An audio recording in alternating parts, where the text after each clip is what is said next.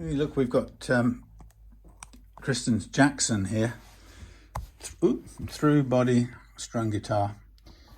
Very light, lovely and light actually. So off camera I've done some boring work, which was to make a custom nut for this.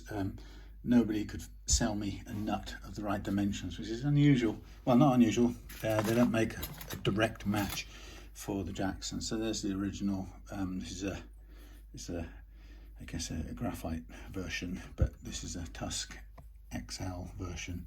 So that's handmade. So that's taken a bit of time off camera. And the other thing I've done off camera is fix a ding, which it doesn't look like it's fixed to the naked eye, but I don't know how well you can see it at all, but it's pretty smooth. It was a big, huge, great chunk of missing finish. So I've kind of cleaned it up. I don't see, there's no hole there anymore. It's filled in, and it's done with UV cured clear resin. So it's a nice touch. Could have done it very slowly over time with glue boost, but to be honest, all that we were looking for was just to stabilize it so no more pieces will fall off in daily use. So I'm going to get stuck into it. I got this one today and another one tomorrow, an slightly vintage Strat, a custom Strat, a Dutch made, I think it was. So I'm looking forward to having that on the bench as well. So what I'm going to do with this is now I've done the first fret actions pretty well. I'm just going to double check the playing action, which is, I think I've already set very low at home. So I've been messing about. Let's look at it this way. Yeah, so nice and crazy low. Yeah, I think I'm happy with that. Now I'm just going to look at the relief, which is quite high at the moment. So let's get a thingy in there, hex key, and give it a little turn. It's the world's worst spread of strings on the headstock, I've got to say. Can't even really get a hex key, a truss rod adjuster in there very easily without bending strings all over the place. And then you get it to bite.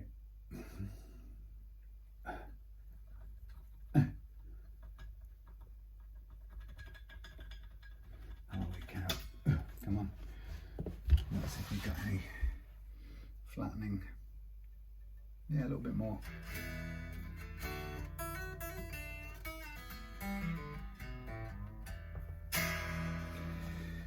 Okay. We'll leave it there for now and we'll get on with the leveling part. So yeah, let's get stuck in.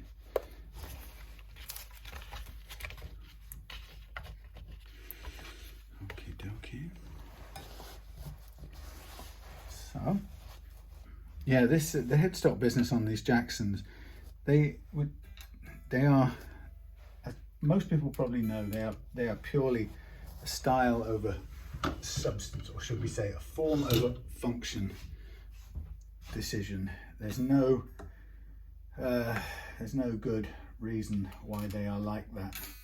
There's no functional reason. Nothing about it benefits the guitar. In fact, it's quite the opposite. It makes, first of all, it makes it necessary to glue the nut on very heavily, because the sideways forces on this nut are ridiculous. The strings just, they fire off. That's what it wants to go to there sideways. So it's obviously there's not much point in stretching it out. Well, I suppose it was worth doing. Yeah, so it's just it's a ton of sideways pressure, and basically, yes, they all balance each other up at the end, or when you wired them all up. But in the meantime, it's very hard. You can't get a nut to stay there with a tiny dab of glue. You have to use quite a bit of glue, because basically the glue is what holds it in place while you're putting the strings on. Eventually they stabilize just about and hold each other in place, but you have to get the glue to do the work first, which is, it's no point sort of saying, it's no good saying, well, you don't need the glue once it's there. Well, no, we don't, but it isn't like that. Anyway, let's have a look down. So we do the thing. I was running one of my Golden Banana workshop question and answer live Zooms on Sunday, and I was kind of discussing with people about this business of reading the fretboard from this amazing diagnostic power of this tool, and I can see, my way of evaluating it is to quickly run along this first pass of the E track and go cutting, a bit more heavily, cutting down a low spot right there on what are we talking about, 6, cutting not much, cutting a little bit more, not much, a little bit more, high spot, and then low spot right at the end. So that's a quick run through my diagnostic evaluation, and so I put the string back on and then we'll listen to it play.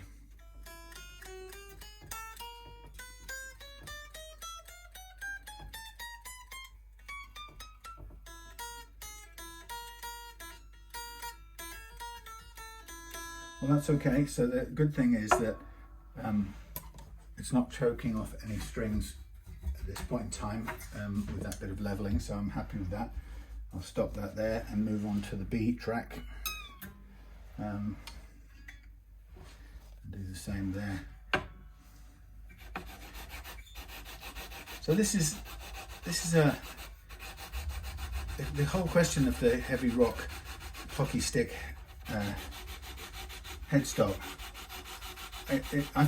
I call it a sort of an abomination, and when I do that, I don't mean to criticize somebody's aesthetic choices. I get it that guitars are not just functional items, and they're not sometimes they're not even functional items, but they're definitely not purely functional items, and that we get them because they create a vibe or an atmosphere or whatever feeling. We have a certain sense of a self-image in our relationship to them, and so I get it that loads of famous guitar players have this kind of headstock.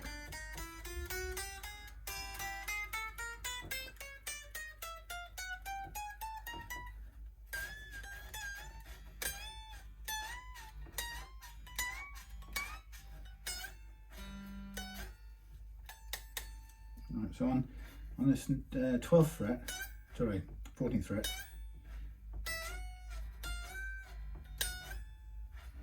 now the 14th fret is slightly low, so what's happening is it's helping it to choke out around about here on the G track. So we shall see what we can ease up on the G track, which may ease up that little bit of choking we've got. It's only on the bends, and it's only at this very low action, which is extremely low, so it's not the end of the world, but we shall see what we get. Okay, so there's a tiny reduction on the curvature for this track.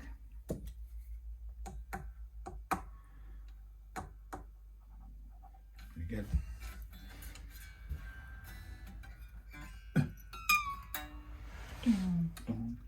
So it's a simple guitar. I really do like its lightweight. That's one thing it's really got in its favour.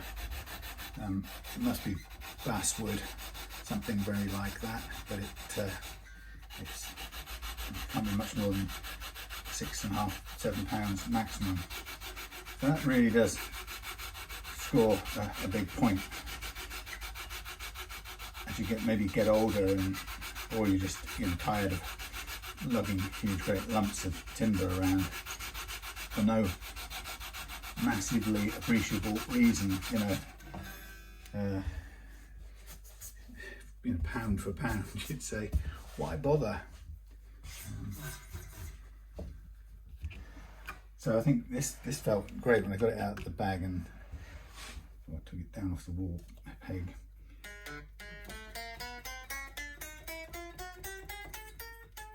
Flat. So you won't be able to see, but I can tell you that there's a dip there. So what did we say? It was 14, wasn't it? Yeah. So 14, we're in a definite dip. and we may not be able to.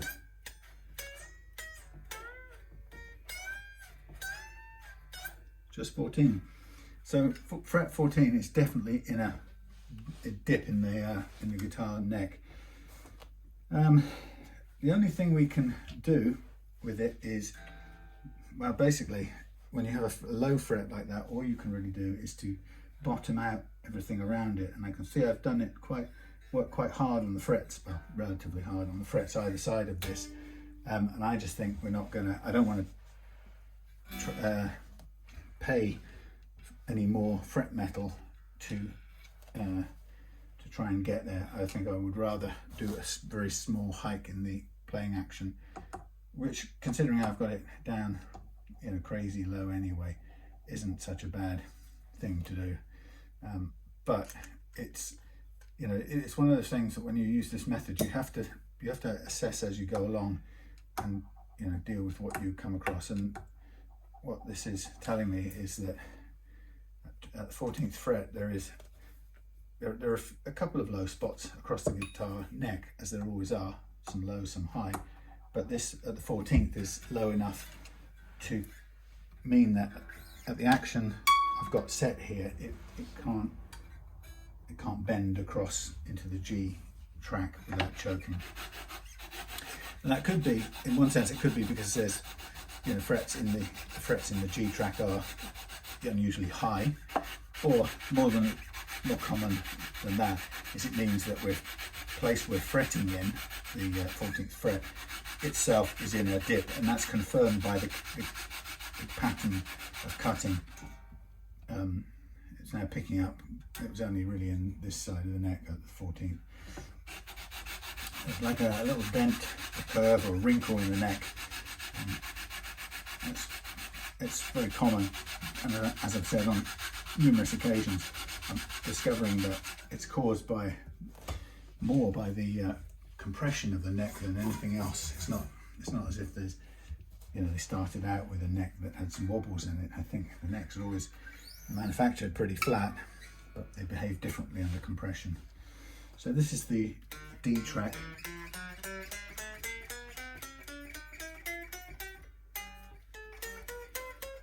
Playing beautifully. I'm happy with that. So what I could do just right now is I could get the thingy, and I could basically lift this up by a tiny amount. Probably wouldn't even, barely anything. Then we have a little bit lower than necessary at this end, so I'm going to crank that up a tiny bit too. Let's see what we get at 14.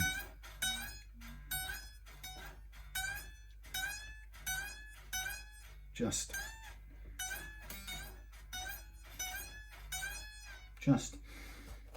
plays. I might go back again to the 14th fret on the high E and see if we can get a start point that's the same on all of them, but we'll bring the high spots down a little bit. But that's where I'll leave it as our target.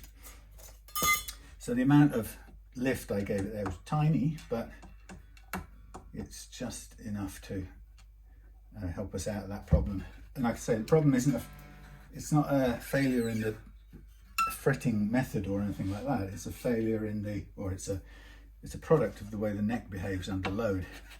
If the portion of the neck decides to kind of compress or bunch in a particular way under compression, that's what we get. We get a dipping, or a cluster of frets at the bottom, a dip, or another cluster of frets at the top of the hill, and several across the length of the neck. And that's what we have to deal with when we're using this method of leveling. It's what you have to deal with when you're playing full stop. That's what you've got to overcome that. The reason, as I've said lots of times, I like this method of leveling is traditional methods might get a nice level set of frets on the bench with the neck unrelieved or unstrung. But as soon as you put the neck under load again,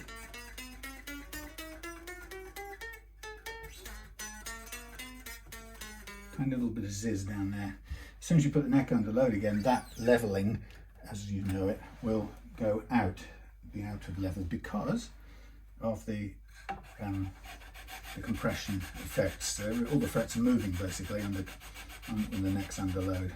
So I'm just really giving this a little bit of extra attention just to eke out or ease off that little bit of what I call fret slap.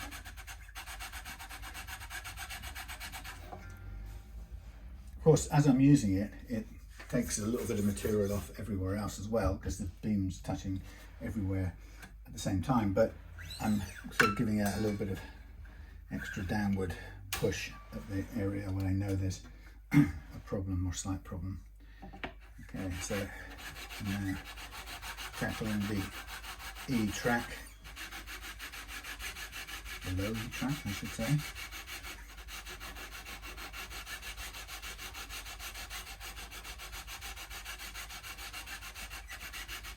Now I'm expecting as well up here on the E, I'm expecting to find that the 14th fret, sorry, is going to be subject to a little bit of, or likely to have a little bit of slap on it. So I have to take down the material on the frets either side of that low spot there. If I want to play it at this height of this action, if I don't mind raising it up, then we overcome it. And that's what I guess gets done normally when people set their action, but they don't have access to this method.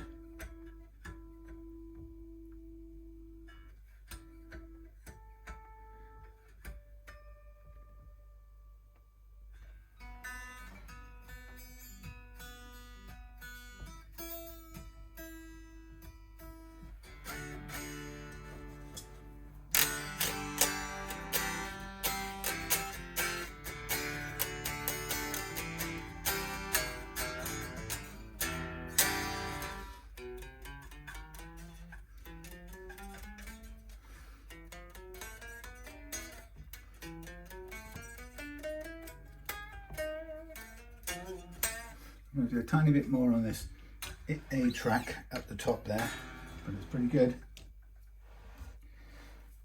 So on the 14th fret here,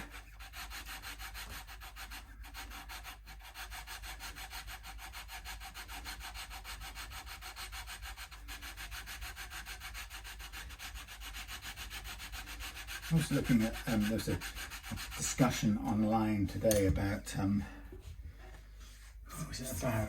Oh my god, it was about sustain, and there was a whole argument about, or a whole thread about top wrapping your strings.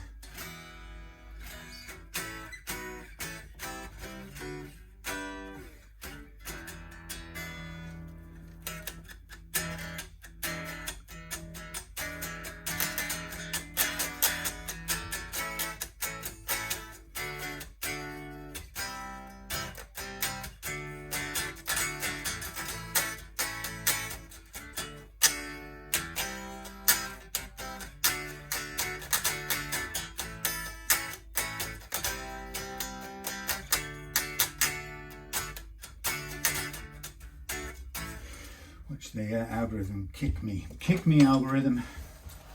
I'm not even going to say the words to that because the algorithm is going to get me. Oh, let me just go back. Algorithm's going to get me anyway. I know it. It did before. It took away my earnings, such as they are. Swine. Going to do one more little run along the top edge here and see what we get. At a interesting Facebook thing today. I got a Facebook profile of somebody, not with a real picture, but with a, photoshopped kind of cartoony, drawn over face. Anyway, this person posted about 8 comments in a row where they basically accused me of selling them a build your own guitar course or something, and then not delivering. And they sort of said something like, they said it was in 2003, but think they were trying to say 2023 anyway. But I've never sold a guitar course, and so it's definitely not me. But anyway, and the post, his comment was posted eight or so times, one after another, in the same time space,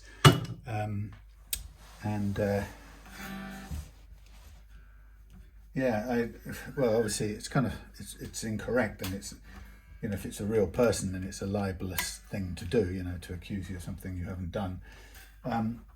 So I deleted it, or blocked the person, because I thought, if it was a genuine complaint about something I'd done, then of course I encourage somebody to talk to me, even if they do the unhelpful thing and kick off by just shouting rudely in public. If there's still something to answer to, you have to answer to it. But this was, clearly, I know it's clearly untrue. So I blocked the person, thinking, to me it looked more like a scammer. But I couldn't be certain that it was a hacked thing, printing multiple copies of things. It could well have been, but I don't know, because I'm not really that up on Facebook. So I contacted the person whose profile it was and said, look, your profile has posted this, and I had a snapshot of the multiple posts before I deleted or blocked the poster. Anyway, I said that your profile has posted this comment 8 or 10 times on my business page, and I said very straight out, I said, either it was you, and you're saying, you're clearly, I have to tell you, you're mistaken, since I have never sold courses, and I've certainly never sold you anything. And if it wasn't you, then your profile has been used to generate this stuff. I'm not even sure how those scams work exactly, but they usually end up trying to get you to log in somewhere to either to see something or complain about something, and lo and behold, you tend, if you're not careful, you would be giving away your genuine Facebook login details, thinking you were logging into Facebook to resolve the issue. Various kinds of things like that. Anyway, so I've left it, and I haven't heard back. And I thought, well, it's always my way to deal with something as it happens. So I thought, no, I'm gonna, mention it on Facebook myself, because, somebody, the public, the world has the right to put some stuff on there, and obviously I don't wait and approve comments. I depend on decency of people and a certain amount of goodwill. And if somebody comes on and posts something that's evidently not true, and is somewhat libelous, then I've got to take it down or counter it before it becomes, what's this stickiness? There's some weird sticky stuff on the back of here.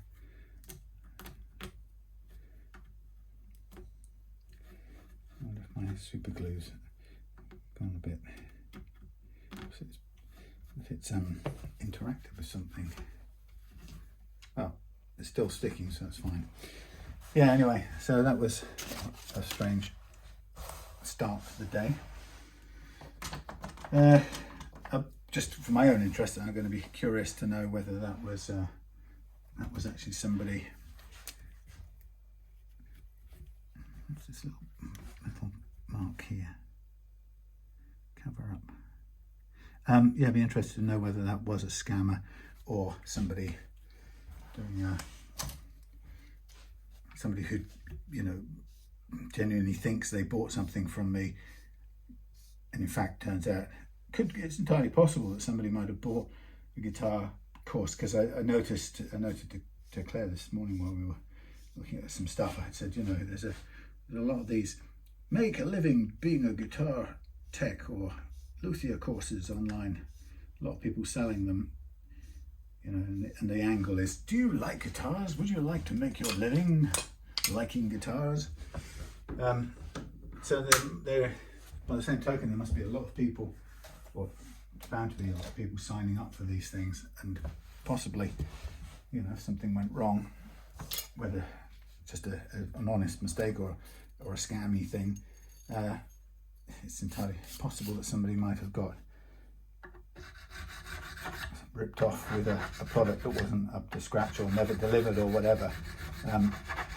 So, you know, it's not impossible that it's somebody who's just got his wires crossed. And of course the thing is when you do business on Facebook or online or anywhere, you know, you have to realize that once in a while people do that kind of thing and they don't do any checking. They just blast from the hip at whatever they think. I remember when years ago I was running a blog, or using my blog at the time to intercept or to catch people who had been scammed and were about to go and pay the scammers, and I sort of not waylaid them, that sounds silly, I sort of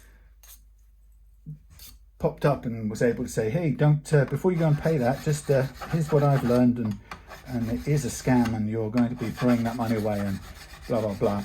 And so I used to, once in a while I would still get somebody who would arrive at my site and couldn't be bothered or weren't brainy enough to read what I'd written, and so they would kind of assume that I was because my site had come up, it somehow must mean that I was the scammer, and so they would just unload in the comment section on me, and I would have to sort of come back afterwards and say, look, I know you're frightened and angry and, you know, probably ashamed of being caught by these scammers, but they're not me. I'm the person who's trying to stop you wasting your money, so please put your anger away or go and direct it at them if you can, not me.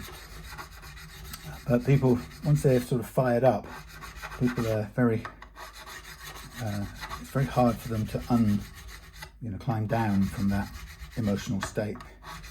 I used to do that as well with what's the names, Amazon, people like that. In the early days, Amazon, well, they know better now, but in the very early days, Amazon were terrible at being contactable, and they hid their contact numbers, and so I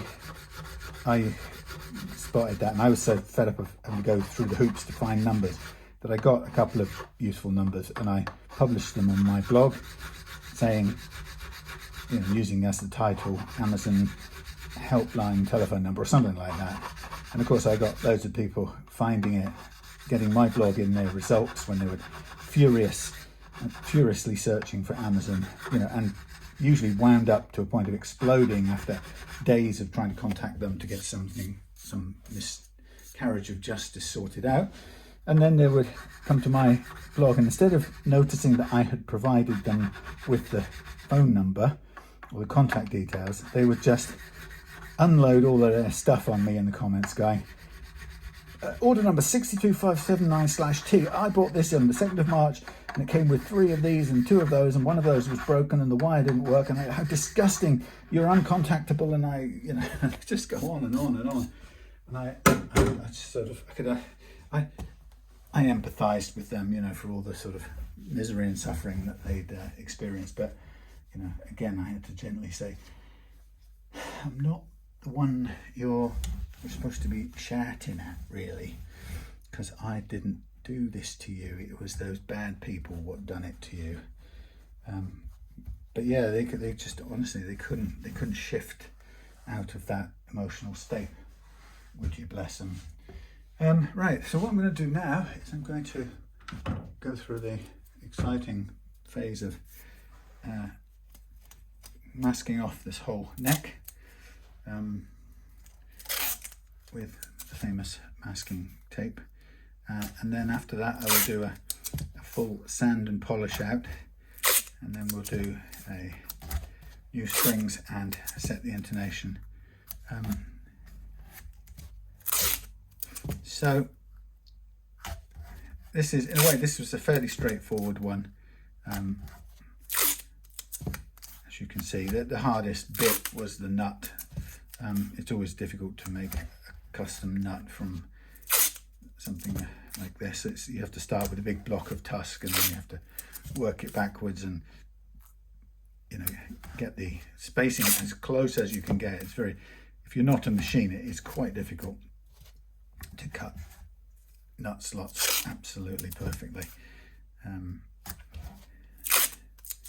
But the aim of this is to have the guitar play and stay in tune with a super low action, and that's what we're aiming to do.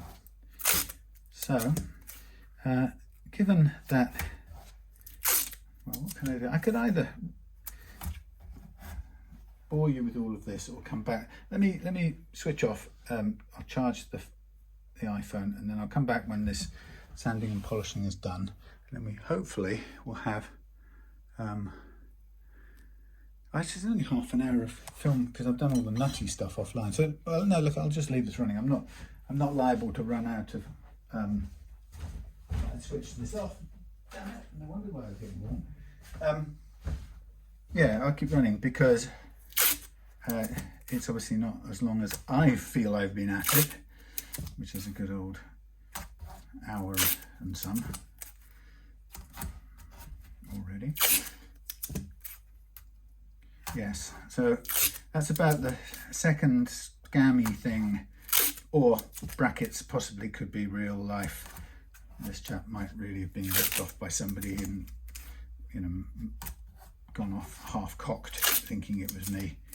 Oh, I know, I found that company. What were they called? Such and such. Revival guitars or rip-off guitars or something. That's him.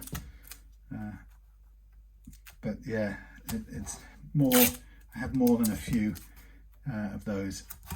A couple a month probably nowadays, and it's increasing slowly but surely.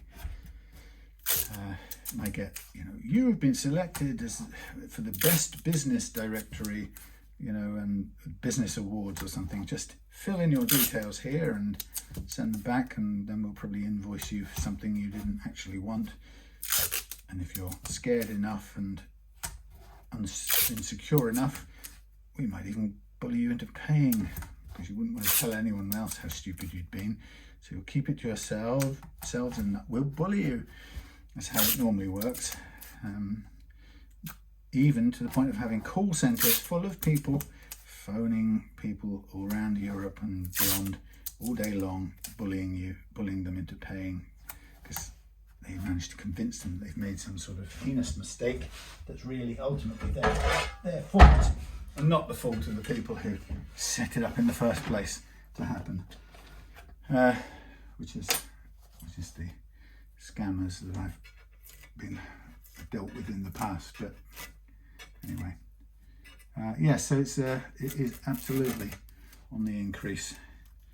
We are going to be swamped by online scamming, sadly, and more swamped than we already are. It's going on all the time.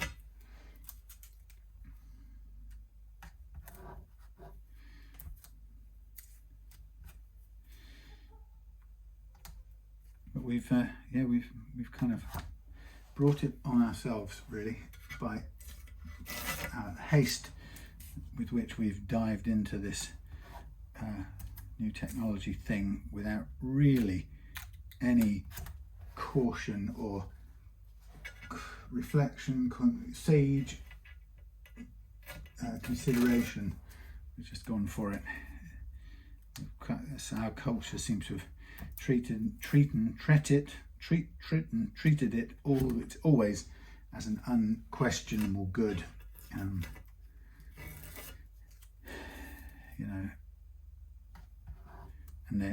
in Britain there's I don't know, it might I try and I'm not going to be party political in the sense that there isn't really anything to do with parties really in this thing, but interestingly in the UK, I don't know how this compares to the US, but in the UK we have a phenomenon at the moment where the government, both the previous government and the current one, are facing a challenge which is a shortage or a huge, an unusual and large number of people no longer being economically active, as they call it. So first of all, within that falls, there's an extraordinary number of young people who are not at school, not in education or university, not in any training course, and not working. And that's since the pandemic, but it was on the rise before, I think. But since the pandemic, that's become almost a pandemic and an epidemic on its own. Sorry, an epidemic in Britain. And so of the young people who are not seeking jobs and not apparently doing anything, a huge number of them are signed off, if you like, as unfit to work, unable to work through mental health issues, and that is a kind of a new trend in this country. So we've got youngsters, and I've got one, or step one, who is in that exact situation, and he's signed off as effectively mentally unwell with extreme severe depression, and he stays at home 99% of the time in his room, and tries to make some money by doing streaming things online, and puts a lot of effort into it, because there is, people can make money doing that. It's not impossible, but it's definitely characterized by the fact that he's only doing it because he can do it and stay indoors away from the world. If it involved going out to somewhere in town or whatever, he wouldn't do it, because that would plug into his mental health issues. So we know one of, and in another way, there's another group of people that the government completely freaked out about, and that's the older people, many of whom, probably my age, many of whom have suddenly stopped looking for work or stopped going to work in traditional workplaces. So sometimes they're described as retiring early, but it's not like they're retiring early with a nice comfy, they've earned enough money. They suddenly just seem to stop going for conventional jobs. So they're not they're not going to the labour exchange, or it's not called that anymore. They're not going to, if they can help it, they're not going to job centres. Some of them aren't doing anything. They're just, I don't know how they're surviving. I think some do little jobs on the side and a bit of cash, which of course governments don't like. Some people like me, probably in that category. I don't think I could work for somebody else on a kind of 9 to 5 basis. I just haven't got the stamina for it. And I won't say after having vaccinations, but I'll just say it just so happens I don't have the stamina anymore. And what I've tried to do, as you can see, is I've tried to figure, look, I'll be working till I drop, so let me at least do something that I'm good at and that I enjoy, do the best I can with that, knowing that it's not, I don't want to disappoint you folks, but it's not a substantial living. It's pretty subsistence level in some ways, but so the government's really freaked out because it's got all of these people who aren't, a lot of older people who suddenly dropped off, and so the government's on one hand trying to figure out how to encourage these older people like me and others like me to go back to work and get a 9 to 5 and work in B&Q and be one of those silver-haired customer assistants who actually are great help in places like B&Q. There's nothing like those old senior helpers. They're really, they're perfectly good and useful people in those roles. So they're trying to figure out how to entice people like me to stop doing this silly lifestyle business stuff, and how to get people like me and others of my age back into the workforce as they understand it. And then they're desperately trying to figure out how the hell to get these 300,000 young people who are categorized as unfit or unable to work through mental health incapacity, or through a mental health problem. How to somehow get those people back into the workforce. And what's really funny is that they sort of keep, each government, the previous one, they identify it's a huge problem. Of course, it is a huge problem. If you're thinking about how does our economy work, and how can it continue if fewer and fewer people are working at traditional full-time jobs. It's a real absolute danger, along with other crises, which, for example, the dropping of the birth rate, leading to, which will lead to a kind of economical, not only a cultural, sociological, cultural, but also sort of an economy meltdown at some point, because there won't be enough people to support the older lot, and so on and so forth. So both governments, previous governments, recent governments, seem to be very sure that we're facing some major problems. But it's interesting about the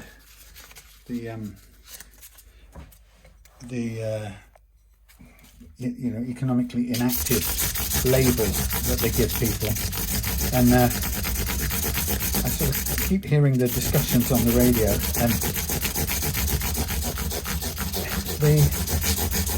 what I don't hear, this is just mad really, I suppose it's ever been thus, but I hear them, the politicians in their, from their offices in Whitehall or wherever, desperately trying to come up with theories for why this is so. Why are people of my age suddenly not wanting to work at 9-to-5 jobs, go to work in the office every day of the week? Why are we preferring to be?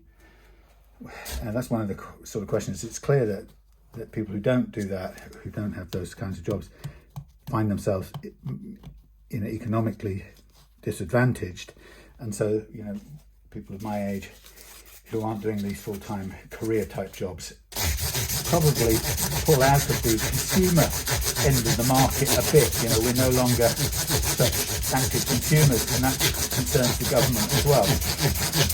So they spent all of this energy for these youngsters in Whitehall and on TV shows, Question Time, whatever. Everybody's talking about it, and I never hear the government and the policymakers, I never hear them asking someone like my stepson, what's going on for you?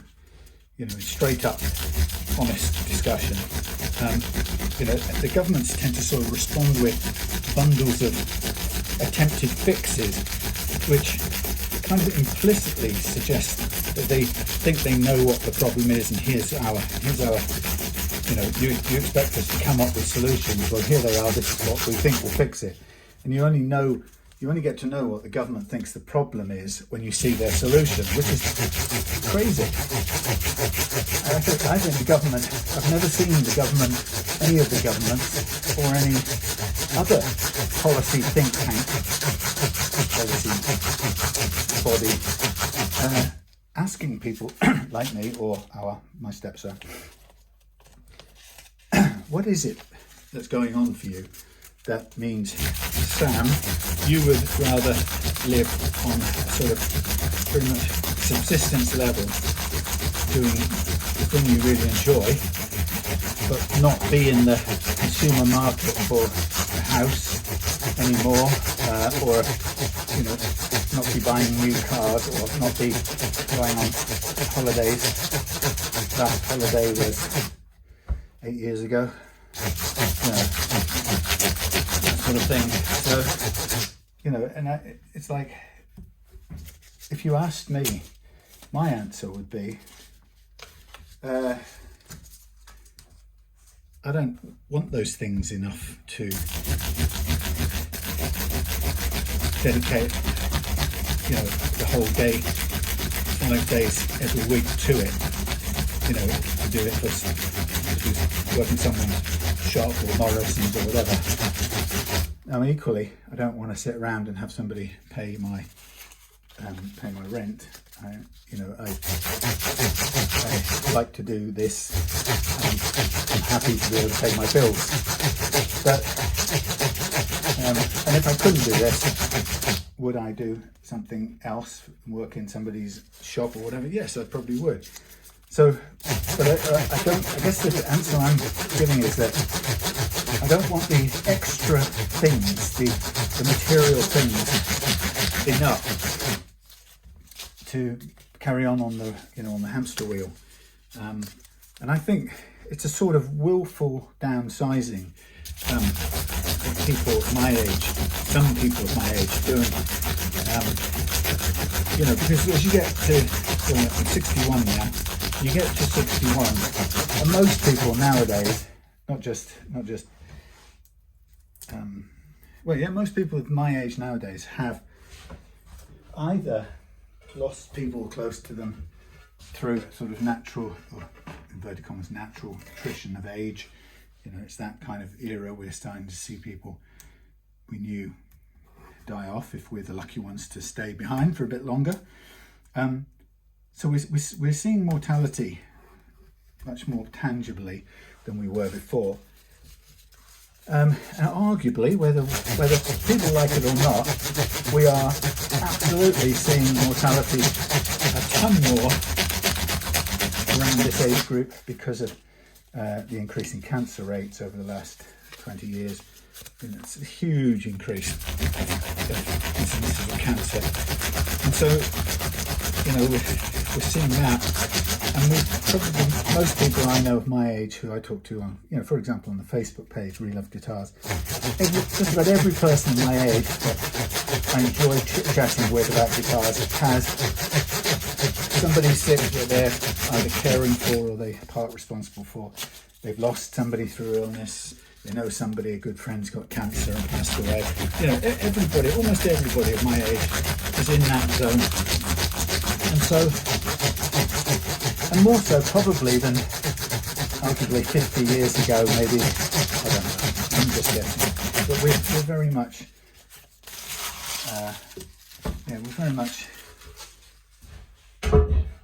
very often reminded of our mortality. So I think more and more at the moment, a lot of people my age are rethinking what they want to do with their remaining time. When you add on top of that then the global, the world situation, where actually it could end in a bat of an eye, for reasons I won't go into now, but we're in a very unstable, dangerous time, and it could all be over, and it's no longer sort of, for the first time in about 50 years, it's no longer just a low rumble of fear, apprehension about this nuclear, end of the world stuff. It's now become, practical. It's tangible. It's on the horizon at the moment, unfortunately. So for many of those reasons, and then we had a pandemic, which many people believe we haven't yet seen the final kind of shakedown consequences of what happened in the vaccine process and so on and so forth. So there's a lot of concern about that. So I think we're in an unusually powerful time for people of this age, and also younger as well, but I'm just speaking for my age group right now. certainly need to look at this and go, the way things are going is a kind of good start of the sentence. The way things are at the moment, or the way things are going, I have no right to expect another 10 years, let alone another 5. Maybe it's within the normal expectancy, but I have no right to count on it, bank on it. And with that in mind, I think to myself, what a wonderful world. I think that anyway, but I think to myself, if you've got, let's say, Sam, you've got 9 years left till you're 70, and let's imagine you were blessed enough to not have a stroke between now and age 70, stroke free, death free. Let's imagine that happens. Would I want to spend that 10 years trying to get a office job somewhere that pays a salary, getting up and putting a suit on every day and going into someone's office to do something for a company? And the answer is no. Why would I do that? And I guess what I'm doing is what people who feel like me are doing, which is, I think, being strategic with their time and their energy.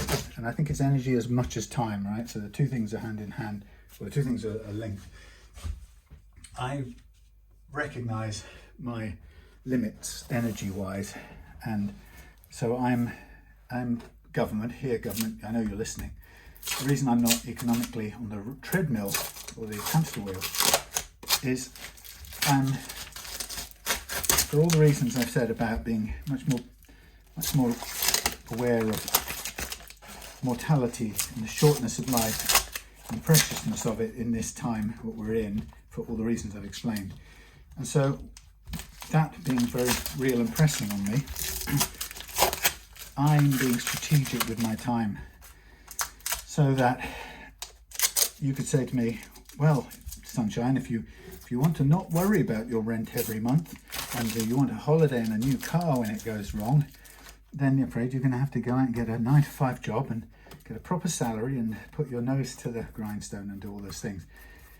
And this 61-year-old is saying, no, while I can find a way to get along with, just about enough, I'm going to do that.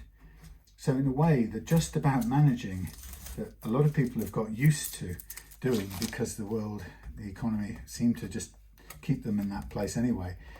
I think some of the just about managing has transformed into actually liking just about managing, happy to just about manage, if you get what I mean. So no longer seeing it as a, because I used to, fill in this, I'm part of a survey every year, and they say, by and large, how do you consider your financial, situation this year? Better than last year? Just about the same? Just about managing? That sort of thing. And my answer is always just about managing. Not because I'm a whinger, but it's because it's true. And funny enough, I was just about managing when I was in corporate work 10 years ago, whenever it was, at the end of my corporate London-y work. And I was earning, probably clearing $4,000 a month, and I was still just about managing. And I probably clear a quarter of that at the moment, when all said and done, expenses, the parts and running the business is taken into consideration. So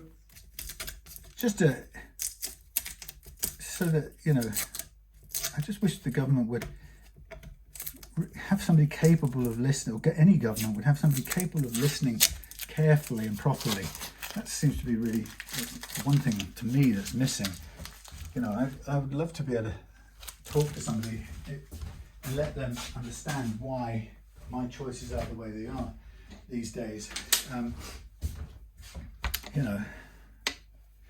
Because I don't think anything's going to change. I mean, the only thing either government can do is, what they do is they tend to dress up all their decisions, the programs they've structured around what they think is going to solve the problem. So in other words, which encapsulates their assessment of the situation, which if they actually took it out and wrote it on paper for you to see, would probably look really naff, to say the least. But you know, instead of doing that, they just come up with a set of programs or a name changes. You know, we're going to do this thing, and it's got a name, and it's going to be all about getting people back into, or making people feel worthwhile, or building up people's robustness with their mental health in the workplace, and, you know, self-esteem through work. Or, you know, they come up with all those fabulous sounding programs, you know, which will all cost millions to put into place, and will all be let down because they will be delivered on, you know, in sort of on a shoestring by bean counters who aren't really doing it for those right reasons. But, you know, and none of that will, what do I think that anybody will actually hear out what the people they're talking about feel, you know. And even to do that, you have to be able to look through the, you know, the prejudices you have. So if you're in the government and you think somebody's, you know, if your default kind of, if the truth be known, your position is that you think people taking this, that, or the other benefit while you do a job of work at the Department of Work and Pension or whatever. You know, if you think people who don't do that, same as you, are somehow freeloaders, then you aren't gonna truly listen to what they're saying, or you're certainly not going to hear past the things that confirm your prejudice. You know, you're just gonna hear, they don't want to bloody work, lazy bastards. You know, sorry. And I think of course there's some people who fall into that position, but even those people fall into it because for the simple reason that they don't see any value in doing otherwise. There's nothing, they don't see themselves as capable of doing anything better for themselves, or that there's anything better to be done. You know, why do I want a car? Why do I want a holiday? Why do I want to have my own house, own it? You know, or I could never own a house anyway. You know, it takes 50 years of salary, and nobody can afford to get on the ladder. Well, that's true. You know, why would anyone hold out any hope of, you know, investing in property beyond a certain point? You know, I've missed it. I had owned a house with my first wife, and I, in the end, had left, and, you know, she bought me out, and I got a little bit of money, and the rest, you know, was history. You don't get back into it after that.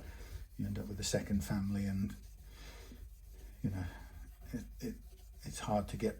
Certainly, it's hard to get back into into the ownership thing, especially if by that time you're already perhaps losing faith in the system, or losing any motivation to be in the system. I'm just going to take a brief halt because I need to check my notes, which are on the phone, about string gauge, and I'll come right back for the restringing. See you in a sec. Freshly oiled, and strings required are 1046s, which I've got here. Only balls is, so that's what I'm going to be putting on. So here we go, looking at the headstock end of things to see what we're doing. Yeah, difficult. Hopefully I've got enough glue on this nut that it stays in place for the rest of its born days. But so this is going to be a through string business, so I'll just hook it up. So the easiest thing to do first is get the strings through, get them all through.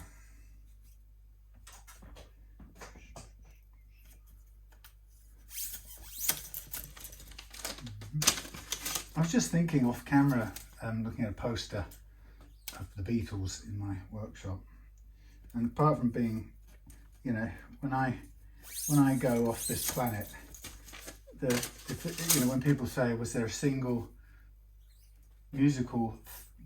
popular music phenomenon that just sums up your time on this planet, and the Beatles have to be it. You know, apart from all the things that everyone knows about them that we can always say about them, you know, they, for people my age, they absolutely were. They were the backdrop. They were the backdrop to us sitting in prams outside of, you know, grotty houses in slightly dingy parts of the country. You know, we were bathed in it, and I was thinking about the ages and stuff, and I didn't have a chance to look online, but I kind of realised that I often marvel when I think about my age, and I think that I was born in 1963, which was, you know, 22 years, no, 22, 18 years after the end of the war, the Second World War. And, you know, it's in sort of, it's kind of incredibly close living memory. You know, and the fact that as I grew up and played around, you know, as a kid in the towns that I lived in, you know, I spent a lot of my childhood playing on bomb sites. They existed even into the, you know, the 70s, which is just amazing that, you know, 30 years after the war, bomb sites were still, where am I? I'm looking at the wrong damn thing, that's what's going around. Bomb sites were still a thing. You know, there were places still completely wrecked and nobody had the money or the time, the energy to do something about them, turn them into something else. Nowadays, of course, it wouldn't last seconds before the developer got their hands on them and did the business. But anyway, the point is, you know, it sometimes shocks me to realise that not only was I born into the, you know, the embers of the Second World War, but also that, of course, my parents were not only, you know, just about in it. Is that loose? Or am I imagining something? My parents were, you know, my mum was born in 43. You know, so she was kind of alive in this world during the end of it. And then, of course, I realised that, you know, when I was born in 1963, she was 19, I think. And I was thinking, George Harrison, in what, 60, I can't remember his date of birth, I know you can know better than me, but, you know, he was in Hamburg in what, 62, in age 17 or something. So, you know, he was 17 and my mum was 19 possibly, and actually 18, I think. So, you know, it just hit me that she is a contemporary age-wise of him. It's that I find really startling, really. I don't know why it's so surprising, but, you know, she is his generation. She's a very different background. She was born in Trinidad and grew up in Trinidad. So she was kind of out of the way of the war in many ways, but as a baby. So yeah, just looking at my posters of the Beatles, thinking, what an amazing time they were in history, and how lucky we are to have lived through their times, and you know how little time they also were doing it for, really. And yet it seems so long when you look at the output they made, and the pace at which they changed as well is incredible. Anyway, I don't know why I went on about that. It just seemed really, you know, sometimes you think the Beatles was kind of years before you and a whole different time, and actually, of course, in the cosmic scheme of things, they are, you know, they're practically overlapping as far as the eons of time are concerned. But just a thought that struck me. So I have put these on in the familiar way with one. I pull it back, pull each string back, I push it through till it's taut, and then I pull it back by a fret's worth and then wind it on. And the first loop goes over the loose string and the second loop goes under, and it kind of locks it off neatly. And it holds the strings with as little amount of coils, as few coils as is possible to hold it safely. And then I sort of like to give them a pull to bed them in. Yeah, the Beatles. I have a feeling about them and those times they stood for more than any other phenomenon, you know, pop group phenomenon. Yeah, more than any other. They were absolutely era defining.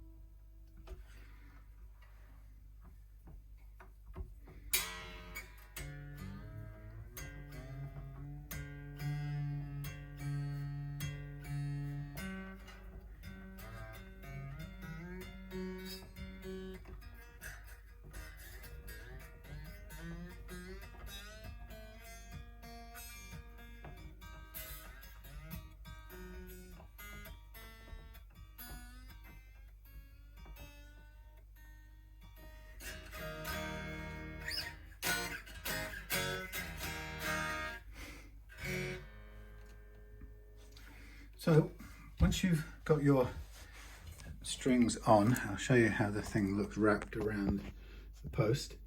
Okay, it's very lit. Actually, is that a good one? Yeah, so that's how it looks. It's as little as that. Yeah, you end up with that one isn't even go over the top. Does it go over the top? I'm lying now, aren't I? Well, yes it does, because it comes out there. You can't see it on this side. There is a point at which it goes over the top. Anyway, it's very little on the posts, and it holds it nice and secure. Once you've done that, then you have a more boring thing to do, which is to stretch out all your strings. And this is, we've got a good nut that's going to cause no friction. Now we have to make sure the strings are fully stretched out so that they won't go out of tune when we come to play it. And this takes some hard physical work, which can hurt the fingers if you're not used to it, but you need to do it, because this is the only way you're going to get tuning stability for your guitar. And as I got older, one of the things I realized is that when I was a kid, tuning stability was the last on my list of priorities. Not because I didn't want it, because I just didn't know it was possible. You know, you kind of, in those days, you got what you got. Your crappy guitar, you got high action, you got a terrible brand name, you got something that wouldn't stay in tune.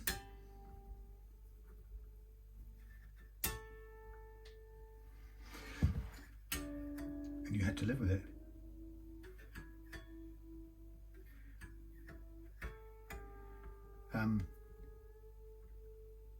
As I got older, and of course when we were younger, the brand name was what we obsessed about at school. Gibson. Is it Gibson? No. Is it Fender? Yeah. Cool.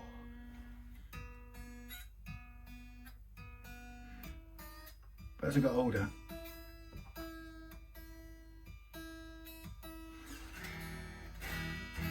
what ended up being more important than anything else was whether or not it stayed in tune. Suddenly that was the important thing, and that nowadays I find that the guitars that I take off the peg are the ones that are in tune or stay in tune, and thankfully all of mine pretty much are, because of knowing what it takes to keep it in tune. And it's not rocket science, you just have to do this and keep doing it until it doesn't detune anymore, and then you're in the right spot. If you don't do it, there's no way that this slack is all going to come out overnight. It'll come out when you bend notes in guitar solos or whatever, or when you're going to play with other people and you least need it to be out of tune. Yeah, you don't want that to happen. So you must take the time to do this and do it as many times as is required to stop it going out of tune. It'll get less each time.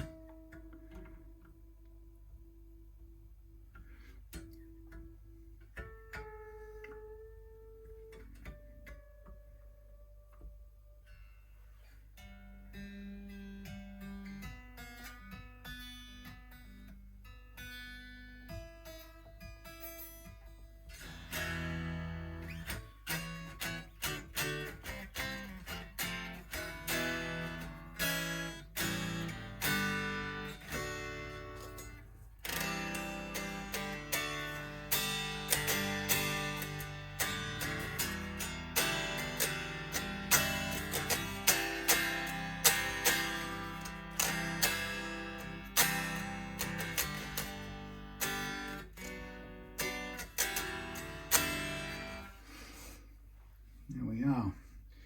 And then I'd probably go over it again and give it a little pull like this. And I think I'll be okay for now. So the next thing I'm going to do is I'm going to check the intonation. And the intonation is each string needs its own individual length to work with this neck.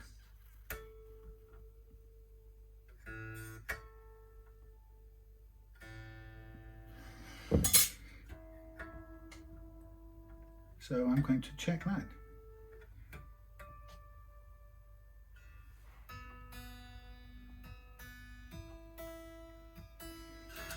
So you can hear that that's pretty good. So now we get the thingy, the tuner. I realised what happened. The nuts I ordered haven't arrived. And that annoys me. I have an account with JHS, John Hornby Skews, and sometimes they don't tell me when something isn't in stock, and they have a little caveat that says if back orders will be sent as soon as possible, and that's great, but sometimes I order them thinking they're going to be here for a job like this.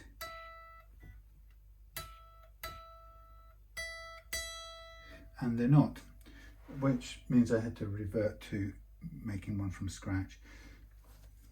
Right, so the idea of the intonation is that the 12th fret harmonic should be the same as the 12th fret fretted. So there's the harmonic tuned to E, and it's pretty good.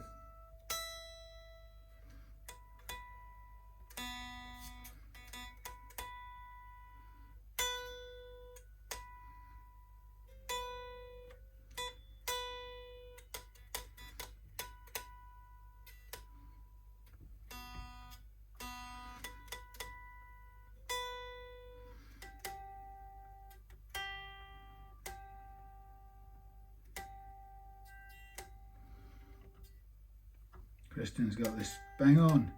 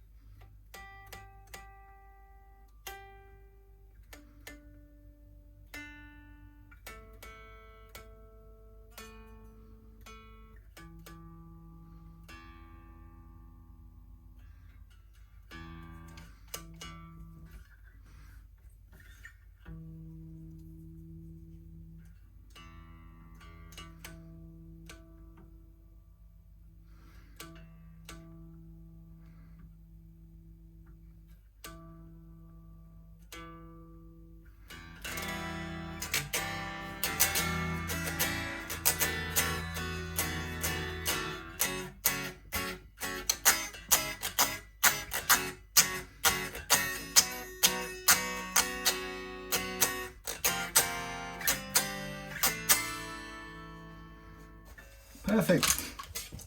There we are, ladies and gents and persons of all descriptions. We have it done. The Jackson. Yeah, ready to go. Thank you very much for watching. I'll see you again on another one of Kristin's tomorrow. Did I say Dutch made custom strat. Very nice. See you then. Oh, by the way, if you're thinking what the hell's the red marks on this bloke's forehead, it's because I've got some skin issues and I've been putting some stuff on it that the doctor said, oh, it's effectively chemotherapy in a tube. He said, but you haven't got cancer. Oh, okay. So I'm putting this stuff on. He said it will look worse before it gets better. That's what he told me. Anyway, thanks for watching. Touch wood. I'll see you again soon.